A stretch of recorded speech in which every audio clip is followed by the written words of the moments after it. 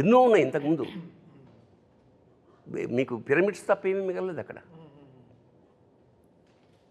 అలాంటిది ఇక్కడ ఎందుకు అంటే మనకు ఒక ఇంట్లోనే ఒక కుటుంబంలో ఒకడు నాస్తికుడు ఉంటాడు, ఒకడు ఆస్తికుడు ఉంటాడు, ఒకడు వేరే దేవుణ్ణి పూజ చేసే ఉంటాడు.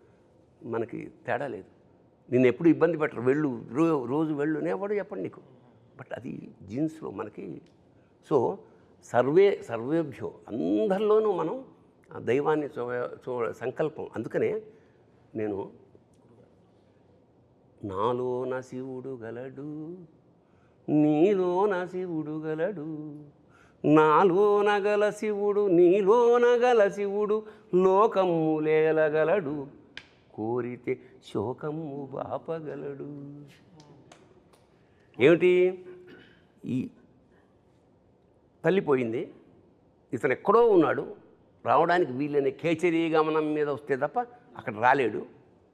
అలాంటప్పుడు అందరూ వెయిట్ చేస్తున్నారు. తల్లి చివరి కోరిక కొరివి పెట్టాలి. ఎన్నో ఏళ్ల నుంచి పుట్టినప్పటి నుంచి వెయిట్ చేస్తోంది, రాలేడు. రాడు అని పాత్రలు ప్రేక్షకులు నిర్ణయించినప్పుడు సాక్షాత్కారంలా వచ్చేసాడు. వచ్చి కొరివి పెట్టిన అందరూ ఆశ్చర్యపోయారు. ఎవరు వచ్చారు? తర్వాత ఒక మెసేజ్ పెడుతుంది, అమ్మాయి వచ్చి షాక్ అవుతుంది.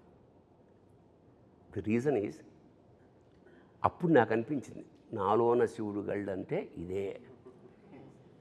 నాలోన గల శివుడు నీలోన గల శివుడు నాటకాలాడగలడు, తెరదించి మూట కట్టేయగలడు. That is the reason. So ఉద్దేశం కూడా గురుగారు, ప్రతి భక్తుడు తల్లి నా తల్లి.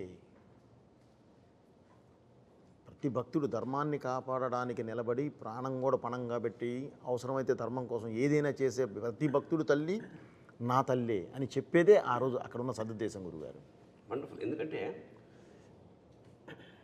నువ్వు పూజిస్తున్నప్పుడు నువ్వు దాసుడివి. నిజానికి నువ్వు మమేకం అయిపోయినప్పుడు వాడు నీకు దాసుడు. శివుడు నీకు దేవుడు నీకు దాసుడు అయిపోతాడు. ఇప్పుడు మనకి పూజా విధానం అంటే ఏమిటంటే ఎలిమెంటరీ స్కూల్, కొబ్బరికాయలు కొట్టామా, దండలు వేసామా, కిరీటాలు చేయించి ఎలిమెంటరీ స్కూల్.